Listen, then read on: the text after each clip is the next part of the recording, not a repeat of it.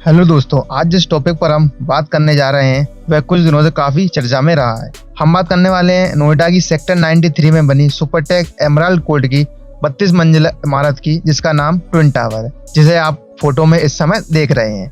हम आपको बता दें कि इस बिल्डिंग को 28 अगस्त 2022 को गिरा दिया गया। हम आपको बता दें कि 200 करोड़ से ज्यादा की लागत से बनी इस बिल्डिंग को गिराने में लगभग 18 करोड़ रुपए का खर्च आया है। इस बिल्डिंग को गिराने में 37,000 किलो बारूद लगा है।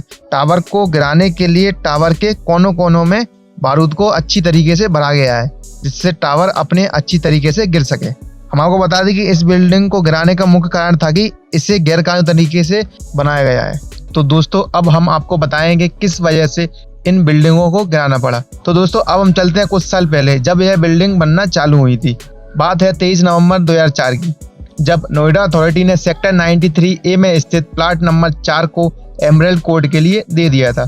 सबसे पहले इस प्लाट पर ग्राउंड फ्लोर समेत 9 मंजिल तक मकान बनाने की मंजूरी दी गई थी सरकार द्वारा। लेकिन क्या होता है कि इसके 2 साल बाद 29 दिसंबर 2006 को अनुमति में संशोधन कर दिया गया। अब आप देखोगे कि इस बिल्डिंग को बनाने में कितना करप्शन फैलाया गया है। नोएडा अथॉरिटी ने संशोधन करके सुपरटेक को 9 की जगह 11 मंजिल तक फ्लैट बनाने की अनुमति दे दी। इसके बाद क्या होता है कि अथॉरिटी ने टावर बनाने की संख्या में भी इजाफा कर दिया। पहले इसमें 14 टावर बनाने की अनुमति दी हुई थी सरकार ने, लेकिन उसको बढ़ाकर क्या कर दिया, 15 कर दिया गया, और फिर बाद में इसमें और संशोधन करके 16 कर दिया गया। फिर बात आती है 2009 में इसमें फिर से इजाफा कर दिया गया। 26 नवंबर 2009 को नोएडा अथॉरिटी ने फिर से 17 टावर बनाने की अनुमति दे दी। अब फाइनल संशोधन था वो हो चुका था, इसको 17 टावर बनाने की अनुमति मिली और उसका नक्शा पास हो गया।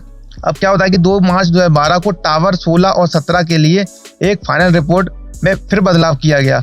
इस बार बदलाव था कि इस संशोधन के बाद इन दोनों टावर्स को 40 मंजिल तक करने की अनुमति मिल गई थी और 121 मीटर इसकी ऊंचाई थी, और दोनों टावरों के बीच की जो डिस्टेंस थी वो 9 मीटर डिस्टेंस थी।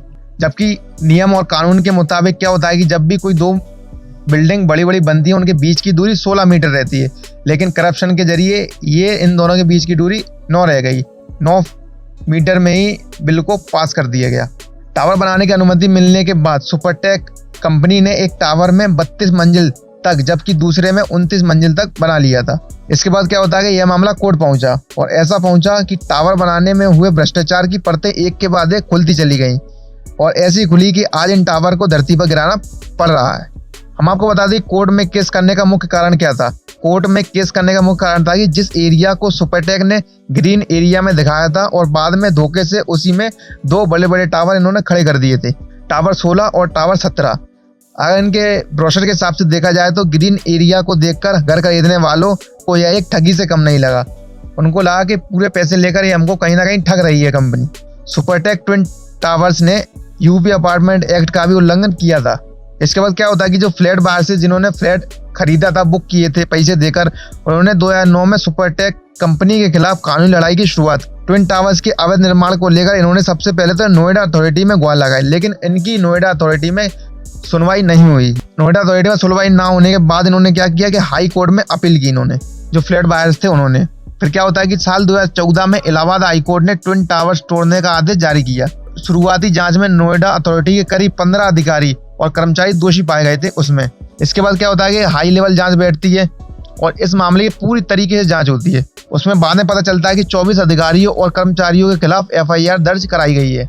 इसके बाद क्या होता है कि इलाहाबाद हाई कोर्ट के फैसले के खिलाफ जाकर सुपरटेक कंपनी जो थी, बिल्डिंग कंस्ट्रक्शन कंपनी थी, वो सुप्रीम कोर्ट जा पहुंचती है। सुप्रीम कोर्ट ने 7 साल चली लड़ाई के बाद 31 अगस्त 2021 को सुप्रीम कोर्ट ने इलाहाबाद हाई कोर्ट के फैसले को बरकरार रखा और सुप्रीम कोर्ट ने 3 महीने के अंदर टावर को गिराने की अनुमति दी। आदेश दिया कि आप 3 महीने के अंदर इन बिल्डिंगों को गिरा दीजिए। इसके बाद इस तारीख को आगे बढ़ाकर 22 मई 2022 कर दिया गया। किन्हीं कारणों की वजह से क्या होता है, कोई भी सरकारी काम जो होता है वो पूरी तैयारी के साथ होता है, और उन तैयारियों करने में थोड़ा समय लग रहा था। हालांकि इस समय भी तैयारी पूरी नहीं हुई थी, इसलिए इस तारीख को थोड़ा और बढ़ा दिया गया। सुप्रीम कोर्ट के आदेश के तहत फाइनली 28 अगस्त 2022 को दोपहर 2:30 बजे ट्विन टावर को गिरा दिया गया, और मात्र इतनी बड़ी बिल्डिंग है, दोनों विशालकाय बिल्डिंग है, मात्र 9 सेकंड में धरती पर आ गई। दोस्तों, आप सोच रहे होंगे कि उन लोगों को क्या हुआ जिन लोगों ने इन टावर्स में फ्लैट खरीदे थे। तो हम आपको बता दें कि कोर्ट ने अपने फैसले में फ्लैट खरीदारों का भी पूरा ध्यान रखा है। कोर्ट ने बिल्डर को 2 महीने के भीतर 12% सालाना ब्याज के साथ ट्विन टावर में फ्लैट खरीदारों को सभी राशि वापस करने का आदेश दिया। इसके साथ ही बिल्डर को रेसिडेंस वेलफेयर एसोसिएशन को 2 करोड़ का भुगतान करने का भी निर्देश दिया। तो दोस्तों, इस वीडियो में आपने देखा कि किस प्रकार करप्शन फैला हुआ है हमारे देश में। अब आपको बता दें कि इस घटना में आपने जाना कि कुछ भ्रष्ट लोगों के कारण एक आम आदमी को कितना परेशान होना पड़ता है और कितना नुकसान होता है मटेरियल का, धन का। आशा करते हैं हमारे द्वारा दी हुई जानकारी आपको पसंद आई हुई होगी। तो वीडियो को लाइक कर दीजिए, शेयर कर दीजिए, सब्सक्राइब कर दीजिए चैनल को। तब तक के लिए मिलते हैं आपसे अगली नेक्स्ट वीडियो में। Thanks for watching.